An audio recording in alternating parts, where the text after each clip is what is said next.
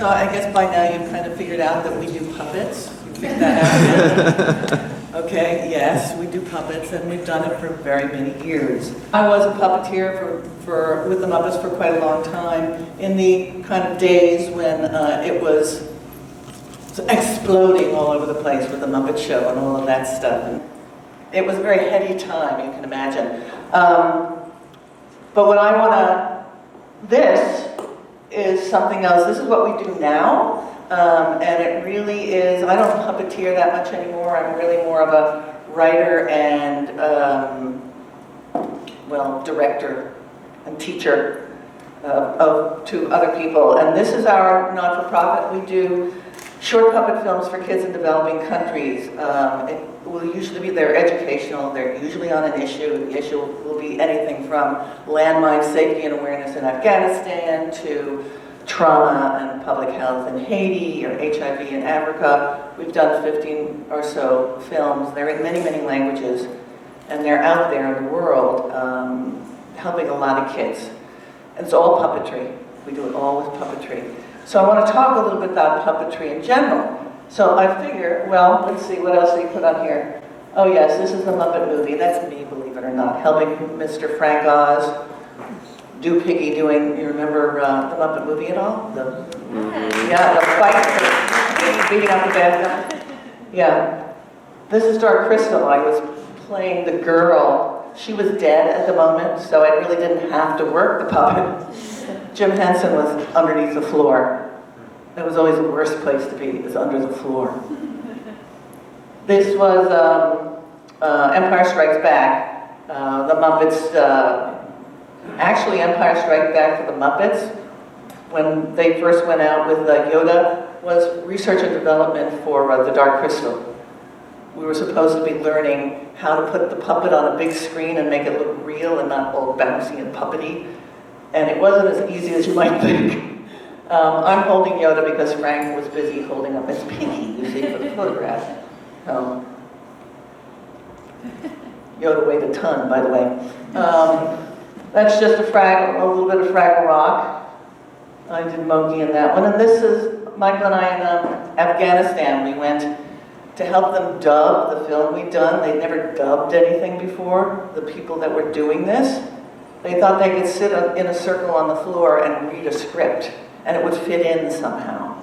We had to teach them, no, you have to kind of look at the picture, you know, and try to fit your voice right in there. They actually did it pretty well in the end. I was amazed. Before we go on to this, let me talk a little bit about puppetry. What is a puppet, aside from that guy, which is one of these guys here? So, yeah, these are puppets, right? Yeah, we all know those are puppets. But what is a puppet exactly? Well, the best definition I ever heard was a puppet is an inanimate object moved by the human hand in front of an audience. Well, that's the operative word. It was inanimate, you made it animate, you animated it. It is therefore a form of animation. I would add to that a puppet is also done in live time. So unlike, say, stop action, which is often thought of as puppetry, it's really a whole different thing. It's not live action puppetry. Puppetry, the way we do it, is live action. It's more akin to an actor who has to learn their lines, and has to know their moves, has to know their choreography, their blocking, except the puppeteer, well, has to do the movement of the puppet as well, not just the voice of the puppet. So all of that is what live action puppetry is. It is indeed live action. Now, how can what we do with a puppet inform? I think it might help to talk about puppetry as a art form, I would say, and how that might inform what an animator might do with movement, because it's I was a puppeteer for a very long time, and when I first got to the Muppets, I thought I knew what I was doing. I hadn't a clue. I had no idea how hard it was going to be to learn to do puppetry for the camera. Commonly, it takes about 3 years for a person to learn it. I had a little head start, but it still was a very hard thing to learn. because you really have to perform out while watching a monitor. So your puppet is up here, the camera's on the puppet, and you can only tell what your puppet is doing if you have a monitor in front of you which is showing you what the camera sees. So that's how you perform. So you're actually watching yourself as you do it, which is painful when you don't know much. But it's very helpful to learn what the puppet does and how the puppet does it. So what do we, when we're creating a puppet character, I think this is kind of akin to what you guys are doing. How do you create that character? Well, one of the things that you have in animation is what we have in puppetry. Okay, we have a story, hopefully we have a script, and hopefully that's good. But the other thing we have is we have a design. We know what the puppet's going to look like. So there's a design of a puppet. Now, if you have a good design, if you're lucky, if you have a good designer like Michael, you'll have a great design. And then if you have a great puppet builder, you'll have it realized well. Like with this guy. So, those two things give you a clue. Hold the mic. How do I turn this back on? You're good. Hmm? You're good. Oh. Those two things give you a clue of who the character is. You have what he looks like. You have what the puppet moves like. You have the script. So you're going to invent something to go along with the look of the puppet. And that's what we have that gives us the whole feeling. I mean, even if you're doing an improv and you don't know your story, and you pick a puppet off a shelf, and it's a big furry monster, you might give it a growly voice, you know, you might have it have big movements, a bull in the china shop, or you might, you know, play against type and give him a little teeny voice, you know, like that, and have him shy and hide behind things. But the puppet is still informing what you do, the way the design is informing what you do. So, once you've got that, then you can work on how to move that puppet, because one of the things the puppeteer has to do is move it. You don't have an animator moving it for you, you're doing it for real, you're doing it in lifetime. Can we turn this one on? So I can show you some stuff? Okay. Just put that one. So you have a puppet, this is just a practice puppet, but... Puppeteers aren't allowed to have intimacy issues. It's, no, we can't have because intimacy. you'll also often have Helpers. somebody controlling a hand here. Right, yep. Thank you. Emmett knows, he's done this before. So you have a simple guy like this, and suppose you've decided, okay, what kind of character is this? Well, maybe he's a jaunty, happy fellow, you know, maybe he's going to walk down the street like this, you know, looking around. Oh, it's a beautiful day, you know, so that's who he is. Or maybe he's a tough guy, you know, maybe he's going to walk down the street like this. It's going to give you some trouble, you know? Or maybe he's a lovely lady with a little bit of a swish to his walk, right? A little bit of that. Oh, yeah. So you have a walk that you find. You're going to find it that way. What about emotions? Well, you have to give the puppet emotions. They have to express something. So how about joy?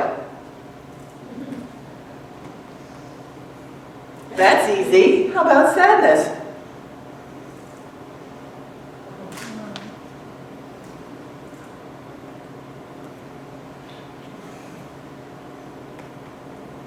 A little harder, maybe. What about surprise? Oh! Fear? Anger.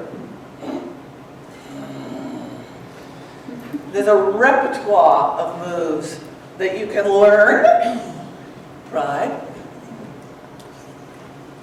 That you can learn, you can combine, you can build on, and you can create a character from. Now, here's the big secret, I think, and a lot of young puppeteers will have this problem. They will move too much. It's a problem I suspect like early cell animator never had. You're not going to draw too many drawings. But a puppeteer it's very tempting to move all the time, and it's very scary to hold still. That's the hard part. And where is the life of the puppet? It's in the moments of stillness. So it's the stillness that actually defines the movement. If you're moving constantly, it just becomes this blur, and you don't ever know what's going on. I think early computer animation always had that problem. You remember the early stuff. They were moving the characters way too much because they could, right? It was exciting. Now I think most people have learned not to do that. But that moment of stillness, it's the same kind of thing like you ask any actor, where is the acting? You've heard the old adage, acting is reacting. You've ever heard that? That's as old as the hills. But basically it means that the character has to be able to listen. And the listening and the hearing is always in that stillness. I think that can inform anything we're doing in terms of how characters are interacting with each other on the screen, whether it's an animated character or a puppet character or whatever you're doing. Those characters have to have a relationship, and the only way they're going to have a relationship is if they can stand still enough to hear each other, so that you're always listening before you react. But you listen first. Frank Oz used to say, I want to see that puppet think, which is again, stillness. So I think the stillness of what puppets do, if you've got a good puppeteer, can really inform what any kind of animation for anything that people are creating will be, can use that idea. I'd like to show you, here's another puppet. That's this other guy over here. These were two characters done for a thing we did, 2 films for kids in Syria who were in the refugee camp. Actually not in Syria, they were in Jordan and Turkey. These films are still out there. One of them is on trauma, and one is on peace building. This one that these guys were in was on peace building. It's really a fable. Turn it off. But this guy, again, you can see the translation to the, there it is. From the design to the puppet. You're lucky to have really great puppet builders, then they're going to be able to realize that well. Just the way if you have a great animator, they'll be able to take a design and make a wonderful animation out of it. But that's a matter of talent and people's willingness to go to the trouble, So I think really, I don't have much more to tell you. I want to show you a short clip from one of our films that is I think is a good example of stillness. Let me go by a couple of other characters that I didn't show you. Okay, if I need sound. Where she talks. Can you back it up a little? Okay. Is there a way? Yep. I'm just going to tell you a little bit about this before I'll look at the dog. This is a story done for Haiti, a film done for kids in Haiti after the earthquake on trauma. And I think it's a good example of stillness. So we'll take a quick look at this and I'll tell you a little bit more. How does a doll talk? You made her. How do you think she talks?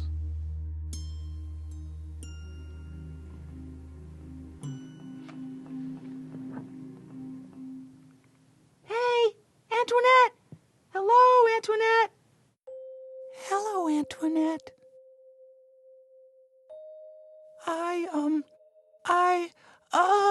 I came to play with you. Don't you want to play with me, Antoinette? Oh. Are you very sad, Antoinette?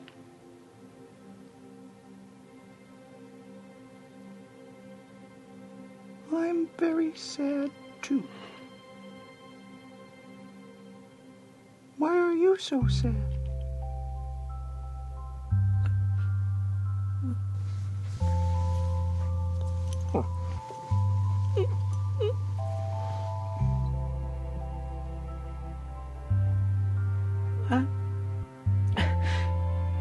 sad because my mom and dad, they died in the earthquake. The house fell down and they got buried. I could hear them call me. I tried to dig. I tried, but I couldn't. I couldn't move anything. I should have. I should have been stronger. I should have tried harder. I hate me. Hate me. I hate me. No. I hate me. No.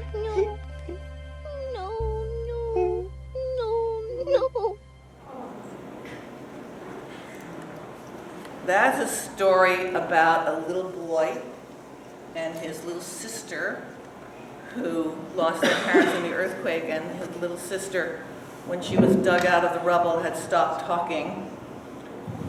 Thank you, Emmett. No problem. She stopped talking, and the boy wanted nothing more in his whole life than to get his little sister to talk to him again. And do you know that this actually happened? We had heard a story from the field that there were two little girls who had been dug out of the rubble in Haiti and hadn't spoken for 3 years.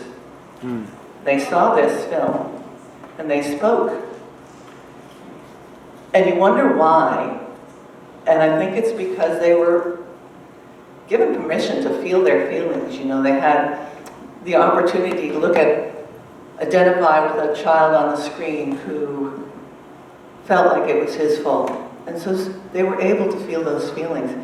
We had people there to help these kids, but it's just, it can be amazingly effective. And I think that the puppeteer who played the little girl in this is, she's a wonderful performer named Heather Ash, and she did a very good job of stillness there. So I think really puppetry in relationship to all the stuff that you guys are doing is just another art form, another way of animating. And it's a way of animating that maybe you can glean a little bit from, I hope. And I hope, feel free to ask any questions when Emmett gets finished with his area, and we'll be happy, or I'll certainly try to answer them for you. Okay?